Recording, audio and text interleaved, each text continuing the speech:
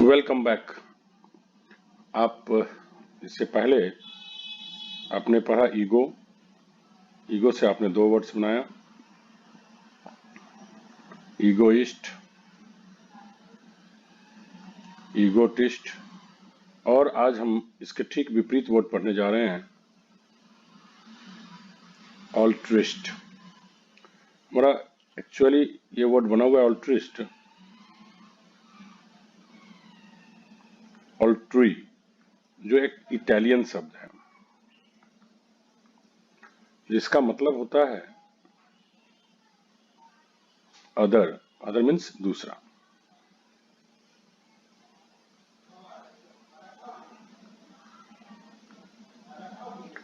जी हाँ, in fact IST लगा रहता है, उससे व्यक्ति का बोध होता है, जिसका मतलब होता है वन हु। IST का मतलब होता है वन हु। तो इस तरह से ऑल्ट्रिस्ट का मतलब हो गया one who thinks about others.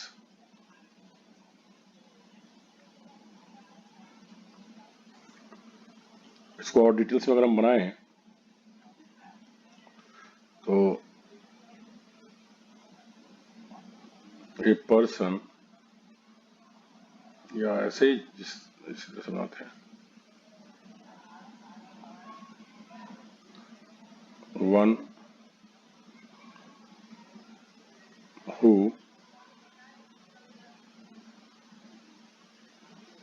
Thinks about the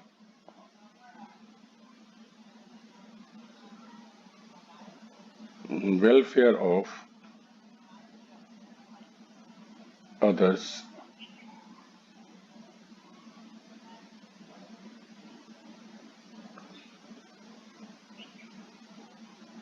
he never minds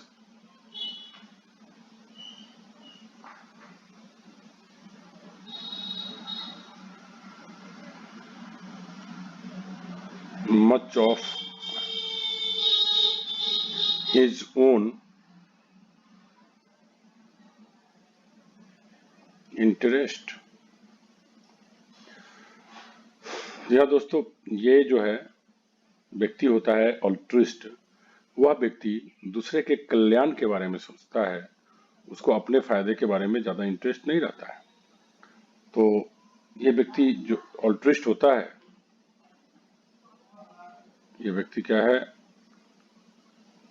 ऑल्ट्रिस्ट। ऑल्ट्रिस्ट जो व्यक्ति होता है उसके जुबान पे क्या रहता है? Let me help you. क्या रहता है? Let me help you. चलिए मैं आपकी मदद करता हूं। तो जाहिर सी बात है ये व्यक्ति कल्याणकारी है, तभी तो ऐसा बोलता है लेट मी हेल्प यू। बिल्कुल। अब हमने इसमें क्या क्या सीखना है, पहले उसको हमने पॉइंट आउट करना है। एक तो ऑल्ट्री वर्ड से जुड़े हुए वर्ड हम निकालेंगे, तो हमारा वर्ड निकलेगा अल्टर। और इस अल्टर से हम कई वर्ड्स बनाएंगे। पहले अल्टर वर्ड को सीखेंगे, फिर हम देखेंगे इसमें से वर्ड बनाएंगे अल्ट्रेशन, फिर वर्ड हमारा बनेगा अल्टरकेशन, फिर वर्ड बनेगा हमारा अल्टरनेटिव, फिर वर्ड बनेगा हमारा अल्टर ईगो। तो इस तरह से हम सब बनाएंगे और इससे हम वर्ड सीखेंगे। एक सिमिलर साउंडिंग वर्ड एक और हम लेंगे ALTAR, और ये अल्टर वर्ड आएगा हमारा। ये पूजा की वेदी होता है इसका मीनिंग, जिसके बारे में हम डिटेल्स में बात करेंगे। और इस वर्ड को पढ़ने के साथ ही साथ बहुत सारे पूजा से संबंधित वर्ड्स भी सीखेंगे। तो this is also going to be very important. अब इसके अंदर हम चले तो वन हु थिंक्स, हमने थिंक्स वर्ड को लेना है, और थिंक्स कैसे कैसे करते हैं इससे संबंधित वर्ड्स को सीखना है हमने। वेलफेयर वर्ड को सीखना है, माइंड वर्ड कैसे काम करता है ये सीखना है, और इंटरेस्ट ये वर्ड कैसे काम करता है ये सीखना है। तो आज हमारे पास बहुत सारे वर्क है, जिसको हमने सीखना है। तो ये नीचे अल्टर और अल्टर, इसका डिटेल्स में बाद में करेंगे। सबसे पहले हम लोग थिंक्स को लेते हैं, और थिंक एक बड़ा कॉमन वर्ड है। थिंक का मतलब होता है सोचना। थिंक का मतलब होता है सोचना। आप एक चीज ध्यान देंगे, अक्सर बच्चे लोग थिंग और थिंक में डिफरेंस करने में कंफ्यूजन पैदा कर लेते हैं। थिंग मतलब होता है वस्तु, थीन मतलब पतला। तो आप उच्चारण बड़ी ध्यान से करेंगे, नहीं तो थिंक, थिन, थिंग, अगर उच्चारण में गलती हो गई तो फिर आप गलत मीनिंग लगा लेंगे। देखो, थिंक करते हैं, सोचते हैं। जब आप सोचते हैं तो इसका एक और मीनिंग आता है लगता है। जैसे मुझे लगता है कि तुम अमीर हो, मुझे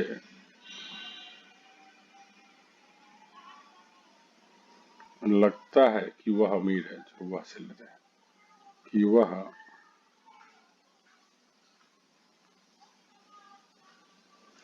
मुझे लगता है कि वह अमीर है।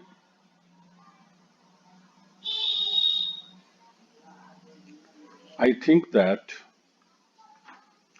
He is rich. तो आप देखो, यहां पे थिंक का मतलब हो गया मुझे लगता है। आई थिंक, या मैं सोचता हूं कि वो अमीर है, तो सोचता हूं उतना बढ़िया मीनिंग नहीं देगा यहाँ पे जितना कि लगता है। तो आप लगता है, अब इस जगह पे आप I think he is rich, इस जगह पे आप कह सकते हो I believe that he is rich. I believe that यहां छोड़ भी सकते हैं आप, ही इज रिच। मुझे विश्वास है कि वो अमीर है, या मुझे लगता है कि वह अमीर है। ठीक है। तो आप यहाँ देखो, थिंक के जगह पे आपने क्या यूज किया, बिलीव। तो थिंक का साइनो क्या हो सकता है, बिलीव। आप इस बात को और एक तरीके से देखो, सेम इसी बात को अगर लिखना हो तो ऐसे कर सकते हैं, I am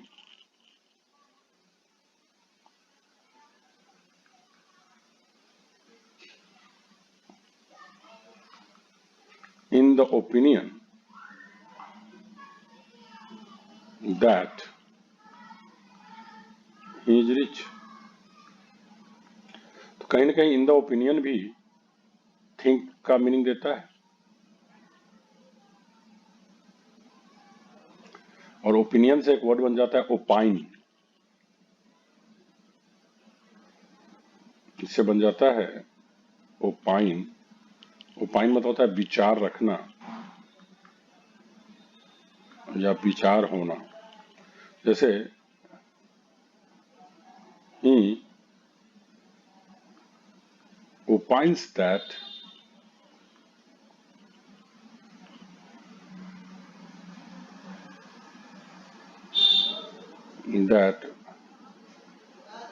the rich are not always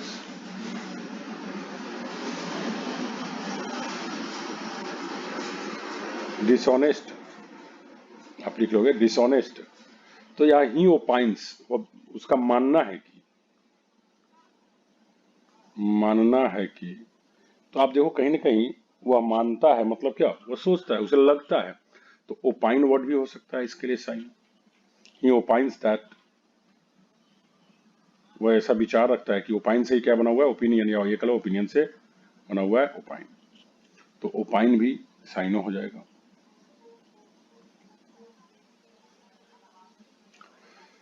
एक चीज और है, आप देखोगे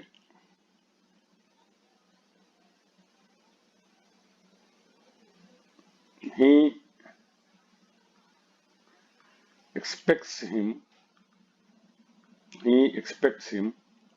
to be honest।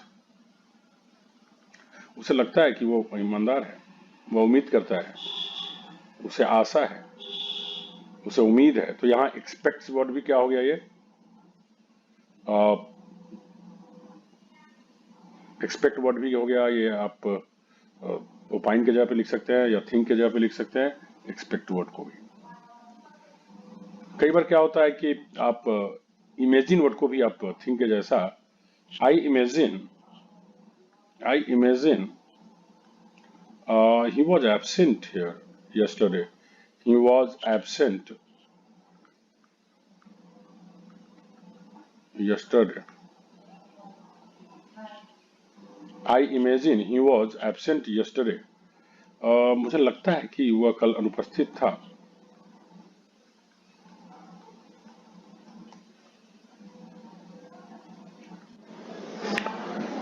इसी तरह से एक वर्ड और है एंटीसिपेट। आई एंटीसिपेट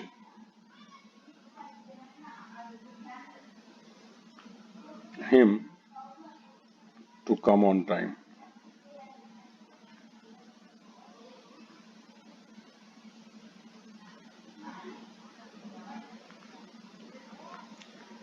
तो एंटीसिपेट मतलब एक्चुअली होता है आशा करना,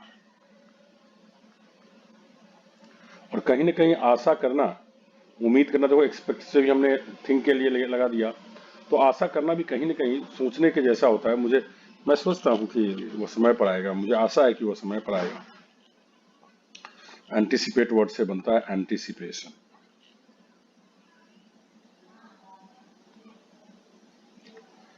चाह भी इसका मतलब आता है। He came here in the anticipation of earning money.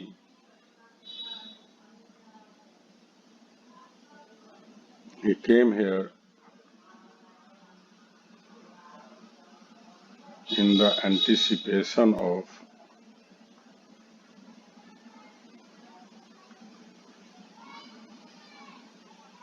earning money. मतलब वह पैसा कमाने के चाह में, पैसा कमाने की आशा में वह यहाँ आया। तो दिस इज कॉल्ड, वो ये थोड़ा सा डिफर तो जरूर करता है, बट अगर आपके पास सिनोनिम्स में कोई और वर्ड नहीं रहे तो फिर ये वर्ड आपके लिए काम करेगा। चलिए नेक्स्ट वर्ड है पॉन्डर। पॉन्डर मतलब ही सोचना होता है। आप गहन सोचते हैं, गहन सोच, ठीक है। जैसे वी आर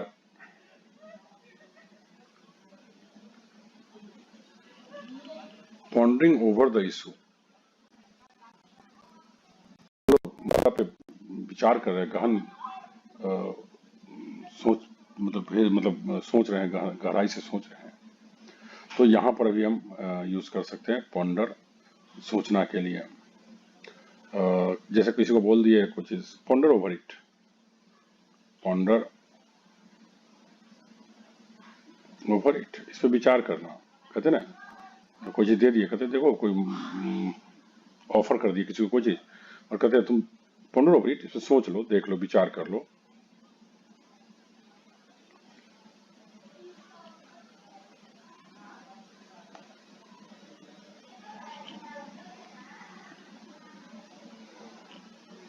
जब पॉन्डर हो सकता है तो मेडिटेट भी हो सकता है। सोचने जैसा ही तो काम करते हैं मेडिटेशन। मेडिटेशन में क्या करते हैं, ध्यान को केंद्रित करते हैं, तो आप मेडिटेट करते हैं।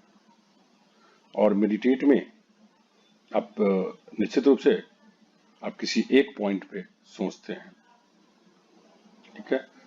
तो सोचना, ध्यान लगाना, ये सारे मीनिंग देगा मेडिटेट। आप मेडिटेशन वर्ड से जानते हैं, ध्यान, योग। जैसे से एक वर्ड है ब्रूड। ब्रूड के कई मीनिंग होते हैं। अगर नाउन के रूप में लेंगे तो इसका बच्चों के लिए, बच्चे या समूह, ठीक है। और वर्ब के रूप में लेंगे तो चिंता करना। आप चिंता भी करते हैं तो उसमें क्या करते हैं, सोचते ही तो है, चिंता करना। या एक और होता है अंडे सेना, अंडे सेना, आप जानते हैं इसके लिए एक वर्ड आप पहले पढ़ चुके हैं, हैच, अंडे सेना के लिए। तो इसके मीनिंग में भी अ, इसका यूज किया जाता है, और ब्रूड के साथ भी ओवर लगता है। डोंट ब्रूड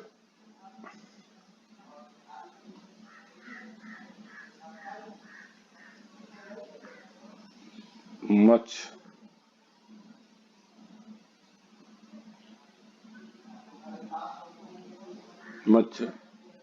ओवर इट, इससे ज्यादा मत सोचो, इससे ज्यादा मत चिंता करो, ठीक है। तो ऐसे ब्रूड का भी प्रयोग करते हैं।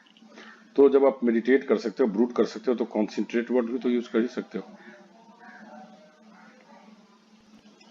ध्यान केंद्रित करना, ठीक है। जैसे कहते हैं कंसंट्रेट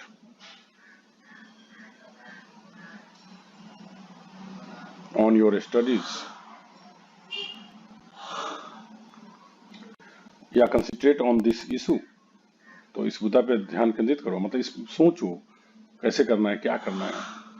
तो जाहिर सी बात है आपके लिए सिनोनिम्स में थिंक का सिनोनिम्स कंसंट्रेट भी आ सकता है।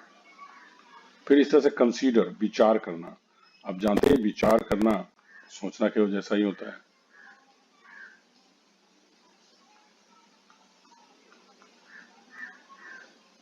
और एक जो बहुत ही इंपॉर्टेंट वर्ड है वो है कंटेम्पलेट। कंटेम्पलेट मतलब ये होता है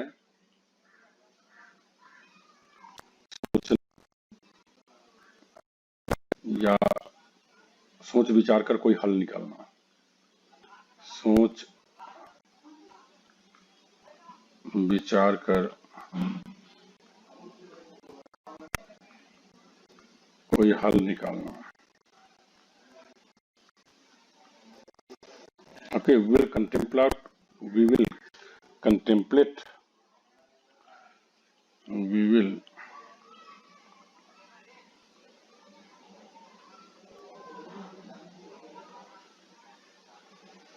contemplate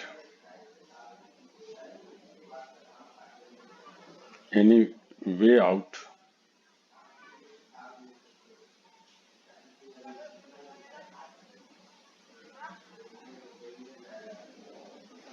of this dispute, कोई हल निकाल लेंगे, सोच विचार करके कोई ना कोई रास्ता निकाल लेंगे। We will have to contemplate any way out of this dispute, मतलब इस झगड़ा से निकलने का कोई ना कोई रास्ता हमें निकाल लेना पड़ेगा। तो इस तरह से हम लोग कंटेम्पलेट वर्ड का प्रयोग करते हैं।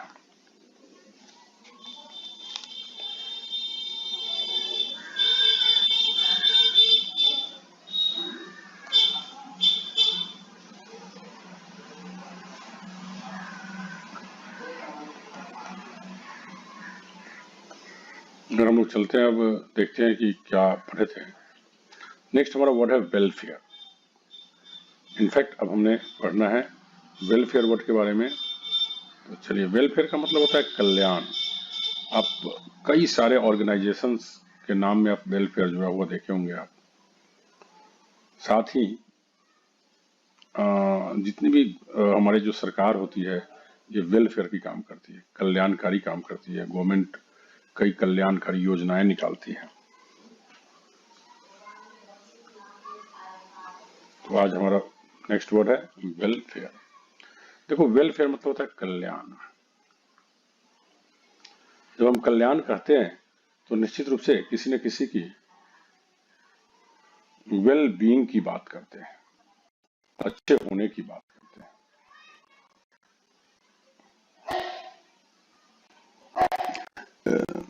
किसी न किसी की गुड की बात करते हैं, मतलब वो अच्छा हो इसकी बात करते हैं। जब वेल बीइंग की बात करते हैं, गुड की बात करते हैं, तो उससे उस व्यक्ति की क्या जुड़ी हुई होती है? हैप्पीनेस जुड़ी हुई होती है, मतलब खुशी जुड़ी हुई होती है। खुशी, वेल बीइंग, ये सब क्या ला कर देता है? कंफर्ट, आराम। तो जाहिर सी बात है वेलफेयर का संबंध किससे होता है? कंफर्ट से होता है। और आप गरीबों के कल्याण की बात करते हैं तो क्या आप गरीबों के कल्याण करेंगे, आप उसको खाना देंगे, कपड़े देंगे, स्वास्थ्य के लिए अच्छे दवाइयाँ देंगे, तो उससे क्या उसको मिलेगी? कहीं ना कहीं सिक्योरिटी की बात, तो वेलफेयर का सिक्योरिटी भी हो सकता है, और जब सिक्योरिटी हो सकता है तो फिर सेफ्टी क्यों नहीं हो सकता है? तो ये भी हो सकता है। तो ये सबके सब कल्याणकारी कार्य के पैरामीटर हैं। अगर आप कल्याणकारी कार्यक्रम करते हैं तो जाहिर सी बात है उसमें आप गरीबों की या जिसके लिए भी कल्याणकारी कार्यक्रम करते हैं उसकी समृद्धि की बात करते हैं, प्रोस्पेरिटी की बात करते हैं। एंड आप मेरे लिए कल्याण के काम कर रहे हो, मतलब मेरे लिए फायदे का काम कर रहे हो, मतलब ये मेरे लिए प्रॉफिट का काम है, और मेरे लिए सौभाग्य का काम है, मतलब मेरे लिए फॉर्च्यून का काम है। तो आप देखेंगे कि वेलफेयर वर्ड जो है ये सारे मीनिंग के आसपास इर्द गिर्द घूमता है, और वेलफेयर वर्क जो होता है वो इन चीजों के रिजल्टेंट होता है। तो आज के क्लास में हमने मुख्य रूप से ऑल्ट्रिस्ट वर्ड के बारे में पढ़ा। ऑल्ट्रिस्ट वर्ड के बारे में पढ़ा कि ये ऑल्ट्री वर्ड से बना हुआ है, जो एक इटालियन शब्द है, और इससे कई शब्द हैं निकले हुए हैं। ऑल्ट्रिस्ट में हमने देखा कि ऑल्टर दो तरीके से लिखा जाता है, ALTER और ALTAR। तो इसके बारे में हमने डिटेल्स में और आगे पढ़ाई करना है। लेकिन जो ऑल्ट्रिस्ट व्यक्ति होता है वो कल्याणकारी व्यक्ति है, वो दूसरे के कल्याण के बारे में सोचता है, दूसरे के वेलफेयर के बारे में सोचता है। तो आज इस सेशन में इन शब्दों को आप कंप्लीट करें। Will see in the next video alter, and we'll learn a lot of words related to that. Thank you very much.